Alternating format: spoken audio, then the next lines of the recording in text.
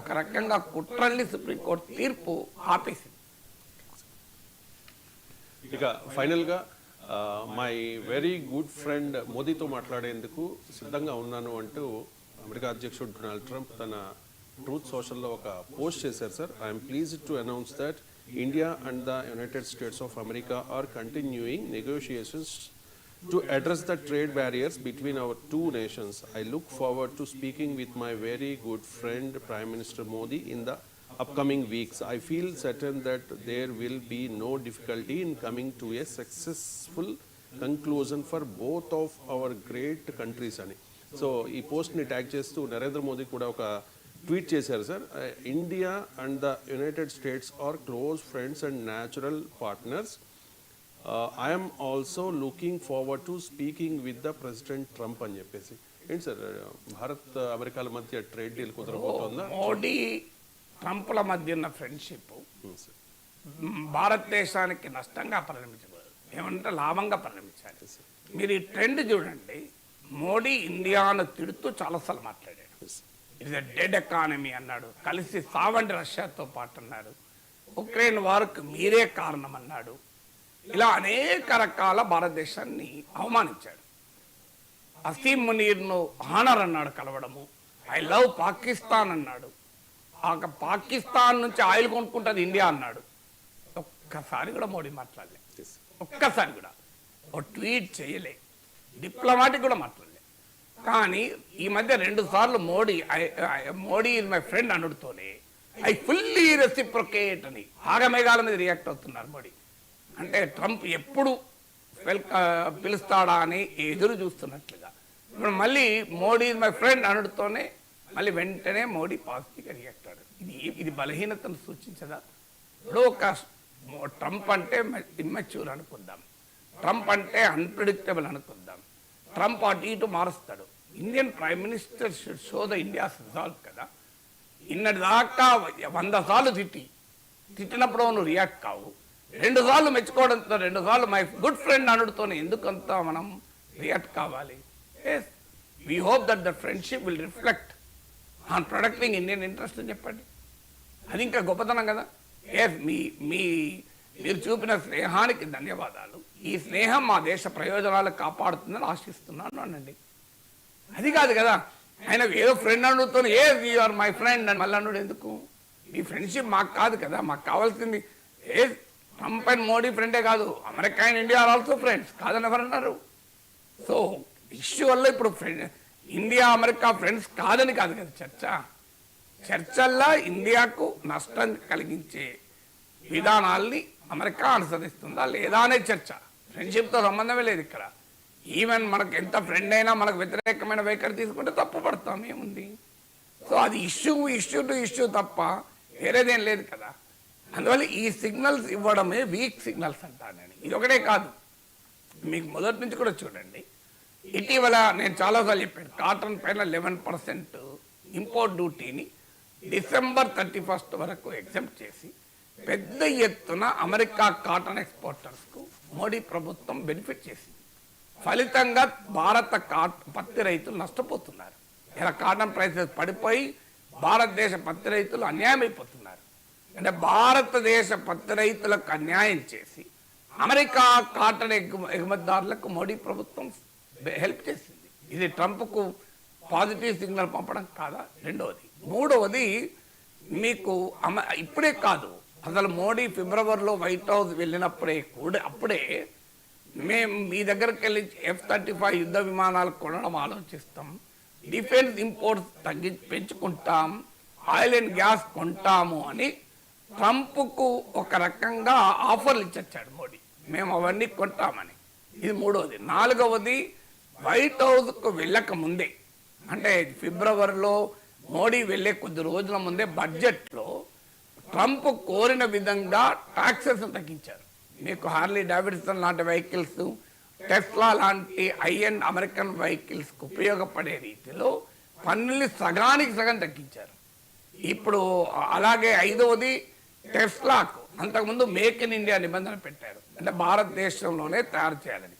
ఇప్పుడు ఆ నిబంధన ఎత్తివేసి చైనాలో తయారు చేసిన టెస్లా కార్లను ఇండియాలో అమ్ముకోవటానికి అనుమతించి ఆ రకంగా చైనాకు అమెరికాకు బెనిఫిట్ చేసింది మోడీ ప్రభుత్వం.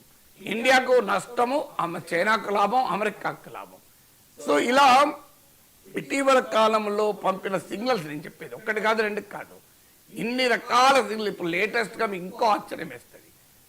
నిన్న మనకు బ్రిక్స్ దేశాల వర్చువల్ సమ్మిట్ జరిగింది, అంటే ఆన్లైన్ సమ్మిట్ జరిగింది. ప్రెసిడెంట్ జింపింగ్, ఇది ప్రెసిడెంట్ పుటిన్తో సహా ఇండోనేషియా ప్రెసిడెంట్, ఇలా టాప్ కంట్రీస్ ప్రెసిడెంట్స్ అందరు, సౌత్ ఆఫ్రికా ప్రెసిడెంట్ అందరూ పాల్గొన్నారు.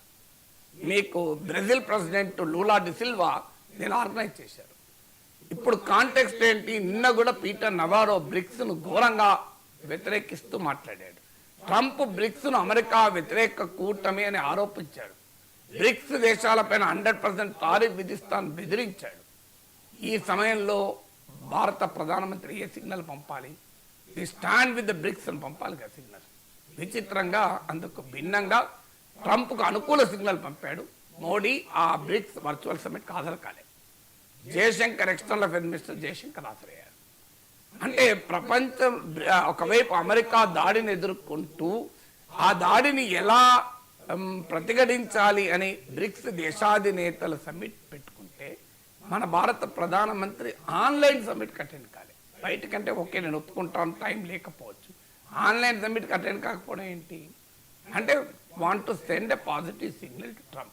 నీవు తిడుతున్న బ్రిక్స్తో నేను కావాలంటే దూరం జరుగుతాను, మీరు విమర్శిస్తున్నారు కనుక బ్రిక్స్ని మేము ప్రియారిటీ ఇవ్వము అనే ఒక పాజిటివ్ సంకేతం ఎందుకు ఇవ్వాలి?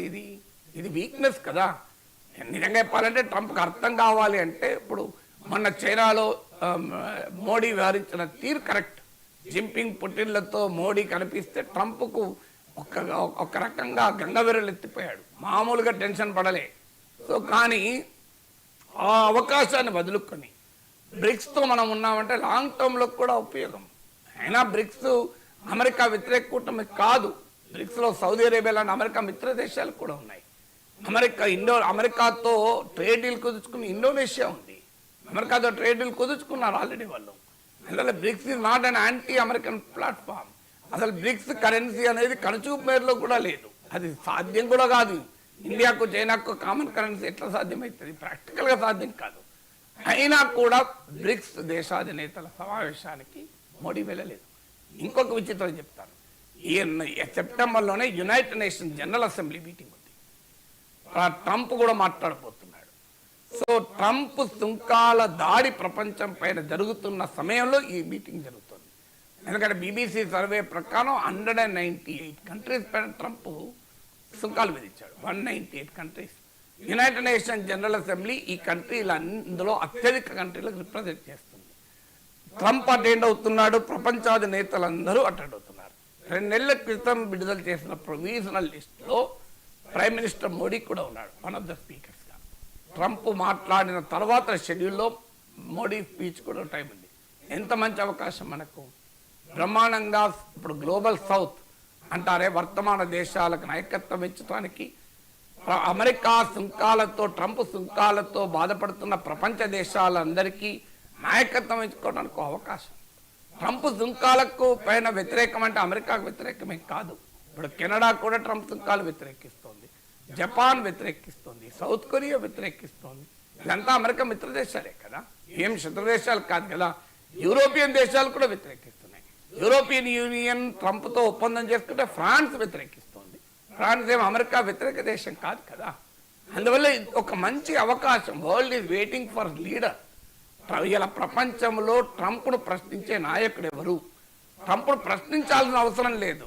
ట్రంప్కు సరైన సిగ్నల్ విత్ స్ట్రెంగ్త్, బలంగా నిలబడి స్ట్రెంగ్త్ సిగ్నల్ పంపే నాయకుడు చూస్తున్నాడు. జింపింగ్ పంపినా జింపింగ్కు చైనా ప్రపంచం అంతా నమ్మదు, పుటిన్కు వెస్ట్ అంతా వ్యతిరేకం, ఎవరు లేరు వరల్డ్లో. ఇంత స్పేస్ ఉన్నప్పుడు Indian prime minister is great opportunity.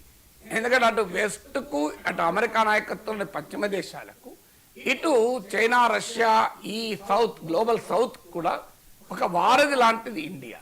అందువల్ల అటు పుటిన్తోనూ ఇటు ట్రంప్తోనూ మంచి సంబంధాలు ఉన్న నాయకుడు Modi. Modi is not an adversary, is a friend.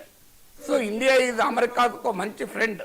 So ఈ టైంలో ఇండియా గ్లోబల్ లీడర్షిప్ అవకాశం. మనం United nations security council membership అడుగుతున్నాం.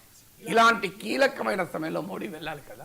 2 months క్రితం ఇన్న లిస్ట్లో మోడీ పేరు ఉంది, ఇప్పుడు ఆ పేరు తీసేశారు. ఇప్పుడు మోడీ పేరు లేదు, లేటెస్ట్ లిస్ట్లో జయశంకర్ పేరు ఉంది.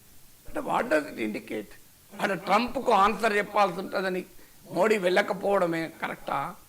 అసలు ప్రపంచమంతా అమెరికా ట్రంప్ సుంకాలను చర్చిస్తుంటే దానిపైన మాట్లాడాల్సిన ఆ పరిస్థితి ఏర్పడుతుందని వెనకాడుతున్నారా?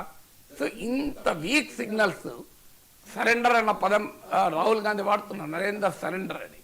నేను రాజకీయ ప్రత్యర్థిని కాదు కనుక ఆ మాట వాడను. రాజకీయ విశ్లేషకుడిగా it is signs of weakness. మోడీకి నా అపీల్ కూడా ఏంటంటే, ట్రంప్ లైక్స్ స్ట్రాంగ్ లీడర్స్. తనకు బలంగా సంకేతాలు ఇచ్చిన వాళ్ళనే ట్రంప్ ఫ్రెండ్గా చూస్తాడు. వీక్ సిగ్నల్స్ ఇస్తే చూడడు. ఇవాళ పుటిన్కి ఎంత గౌరవం ఇస్తున్నాడు, రెడ్ కార్పెట్ పలికాడు అలాస్కాలో. సో మనకు జింపింగ్ కలవటానికి నేను ఎదురు చూస్తున్నాను అని మాట్లాడుతున్నాడు రోజు. Please stand for global leadership. ఈ సమయంలో మనం అమెరికాకు వ్యతిరేకించాల్సిన అవసరం లేదు, అమెరికాకు శత్రువు కావాల్సిన అవసరమే లేదు. అది ఎవరైనా అంటే ఇట్స్ అ ఫూలిష్. కానీ we should stand for the world. ప్రపంచం కోసం నిలబడాలి, భారత్ కోసం నిలబడాలి. ఈ సమయంలో గనక ట్రంప్కి వీక్ సిగ్నల్స్ పంపిస్తే ట్రంప్ లైట్ తీసుకుంటాడు తప్ప ఉపయోగం ఏమీ ఉండదు. Thank you so much sir, చాలా అంశాలకు సంబంధించి చాలా సమగ్రంగా విశ్లేషణ అందించినందుకు.